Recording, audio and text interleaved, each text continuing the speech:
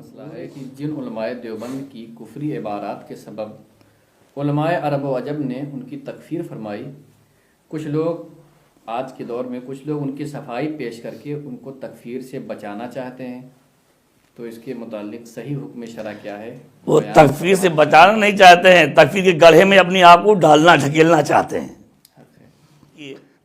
مفتی عطا صاحب نے سوال کر دیا ہے تو میں جواب دے رہا ہوں، اور ویسے آپ حضرات بحمدہ تبارک و تعالیٰ میرے مزاج سے واقف ہیں کہ اللہ اس کی رسول کا مجھ پر یہ خاص کرم ہے کہ بد مذہبوں کے لیے میرے قلب میں ضرورت نہیں بنا کسی طرح کی کوئی گنجائش نہیں۔ الحمدللہ میرا ایک دم پختہ فائنل عقیدہ ہے کہ جو میرے پیارے نبی کا ہے وہ ہمارا ہے، جو نبی کا نہیں ہے وہ ہمارا نہیں ہے،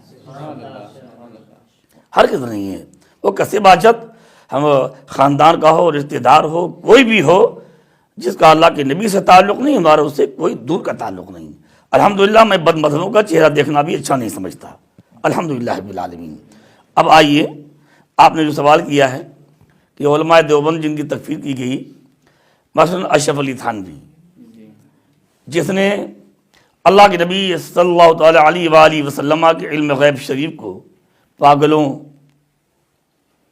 بچوں وغیرہ کی علم سے تشبیہ دی۔ خیم بیلوی نے شیطان اور ملک الموت کے علم کو رسول اللہ کے علم سے بڑھ کر جانا، یہ لکھا۔ قاسم نانوتوی نے اللہ کے نبی کے بعد کسی نبی کا آنا ممکن قرار دیا۔ گنگوئی جی نے یہ بھی کہا کہ اللہ جھوٹ بول سکتا ہے، وغیرہ وغیرہ۔ یہ کفری عبارات ہیں، پوری تفصیل ہمارے اکابر کی کتابوں بھی، اور ان کی کفری عبارات آج بھی ان کی کتابوں میں چھپ رہی ہیں، اگرچہ بعض ایڈیشنوں میں انہوں نے کچھ قطر بمود بھی کیے ہیں۔ جب ان کی کتابیں یہ چھپ کر آئیں تو ہمارے اکابر نے اس پر مواخذہ کیا۔ اعلیٰ حضرت امام رضا علیہ رحمۃ و رضوان کا دور تھا، دیگر اکابر اہل سنت موجود تھے، ان کی عبارات کی تنقیح کی گئی اور خوب تحقیق کی گئی۔ بے پناہ تحقیق اور تنقیح کے بعد ان کی تکفیر کی گئی ہے۔ ان عبارت لکھنے والوں سے رابطے کیے گئے۔ میں ایک بات یہ کہتا ہوں، یہ نئے محققین، آپ تو نئے محققین کہتے ہیں، میں کو نئے مضلین کہتا ہوں۔ یہ ضالین اور مضلین میں سے ہیں، یہ محققین نہیں ہیں۔ ایک بات آپ سنیں، آپ میرے استاد گرامی ہیں، استاد العلماء بقیت السلف حضرت علامہ مولانا مفتی رحمۃ اللہ صاحب اللہ قادری دامت ظلہ العالی، سابق شیخ الحدیث دارالعلوم غیر نواز الہ آباد بلرام پوری، حضرت کے ذریعے مجھ سے یہ بات پہنچی کہ اعلیٰ حضرت امام رضا علیہ رحمۃ الرضوان نے جب علماء دیوبند کی تکفیر کا فتویٰ لکھا، اس دوران صدر الافاضل فخر الاماثل مفسر قرآن حضرت علامہ مولانا سید نعیم الدین صاحب مراد آبادی علیہ الرحمہ بریلی شریف پہنچے تو حضرت فرمایا مولانا یہ فتویٰ رکھا ہوا ہے، اس پر آپ تصدیق فرما دیجیے۔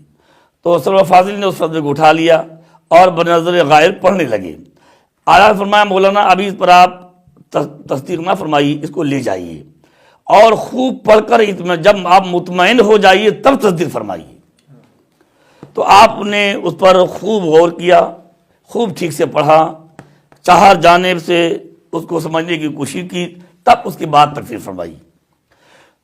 اور ایک اہم بات یہ ہے کہ آج یہ نئے نئے چٹے قسم کے مولوی کہ نامناسب الفاظ ہیں اور شدید نامناسب ہیں، فلاں ہیں لیکن کفر نہیں ہے، تو میں ان سے کہتا ہوں ان کو شرم نہیں آتی کہ جو لوگ رسول اللہ کے بارے میں شدید نامناسب الفاظ استعمال کرتے ہوں، آپ ان کی حمایت کر رہے ہیں، آپ کی شرم و حیا اور غیرت ایمانی کہاں چلے گئی ہے؟ آپ ہی کے زبان کے مطابق بھائی چھوڑیے دوسروں کو، آپ کہہ رہے ہیں کہ یہ کفر نہیں ہے لیکن یہ شدید نامناسب الفاظ ہیں اللہ کے نبی کے دربار میں، تو تم کو شرم نہیں آتی کہ جو رسول اللہ کے دربار شریف میں شدید نامناسب الفاظ استعمال کریں، آپ ان کی حمایت میں اپنا قلم اٹھا رہے ہیں؟ حضرت قاضی اعظم لکھتے ہیں کہ رسول اللہ کی نعل شریف کو اگر کسی نے نوائل کہہ دیا تو کافر ہو جائے گا. نعل شریف کو کسی نے نوائل کہہ دیا تو کافر ہو جائے گا. یہ انگلی چاٹ لینا رسول اللہ کی سنت ہے. اگر چاٹو گے تو ثواب ملے گا, نہیں چاٹو گے تو گناہ گار نہیں ہوگے. لیکن اس انگلی کے چاٹ سنت کا اگر کوئی مذاق اڑائے گا تو کافر ہو جائے گا, ہے نا.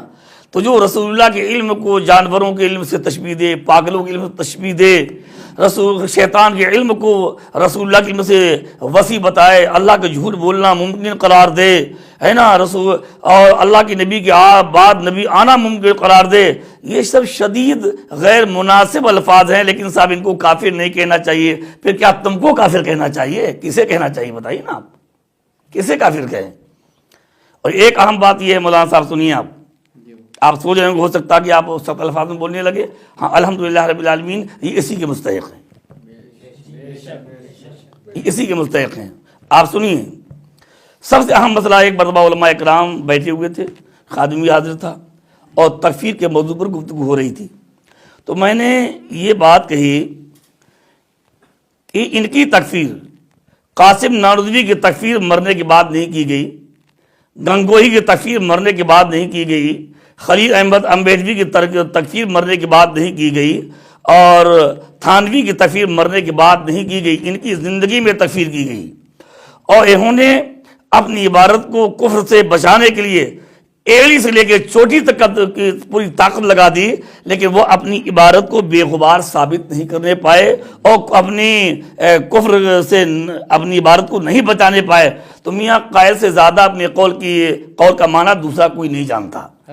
تو جو قائلین تھے, جو عبارت کے لکھنے والے تھے, جب وہ اپنی عبارت سے اپنا ایمان ثابت نہیں کرنے پائے تو یہ رام پوری جو پھر پوری اور کچوڑی جو پھر رہے ہیں, ان کو کیا بولنے کا حق حاصل ہے بھائی, ہے نا. یہ نہایت بے ادب ہیں اور یہ رسول اللہ کی بے ادبوں کی حمایت کر کے دنیا میں بھی ذلیل ہوں گے اور انشاءاللہ آخرت میں بھی ذلیل ہوں گے, ہے نا. یعنی ایک جو متفق علیہ فیصلہ چلا رہا تھا تمام اہل سنت الحمدللہ رب العالمین. دیکھیے علامہ فضل آبادی نے تکفیر فرمائی, حضرت علامہ فضل رسول صاحب بدایونی جیسی شخصیت نے وہابیہ کی تکفیر فرمائی, ہے نا. اور علامہ ذہنی دہلان جو مفتی مکہ مکرمہ تھے, بہت بڑی شخصیت کے مالک تھے, ان علماء اربع, ان شیاطین اربع کے تکفیر پر علامہ ذہنی دہلان نے تصدیق فرمائی. اور صاحب یہ پوری کچوڑی ان کو دیکھیے, کہ پوری کچوڑی کیا کر رہے ہیں,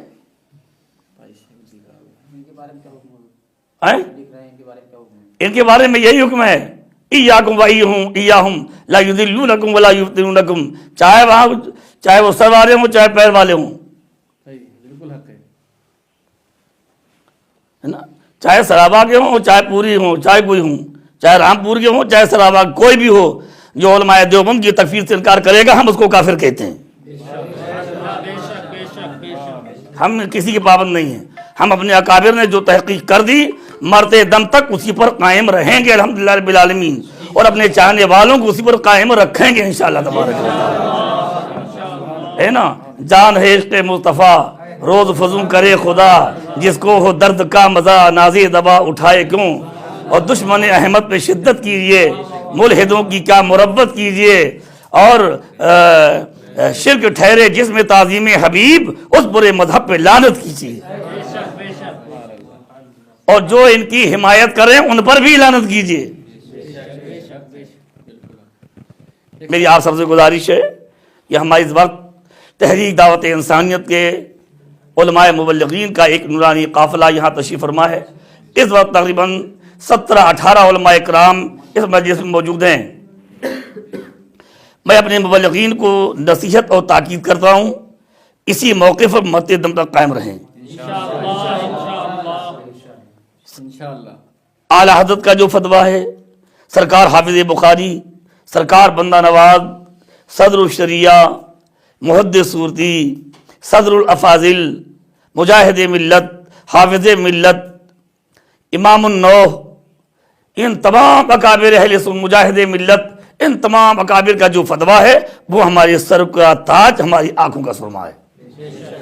یہ ہمارے اکابر الحمدللہ رب العالمین دین کے ستون تھے.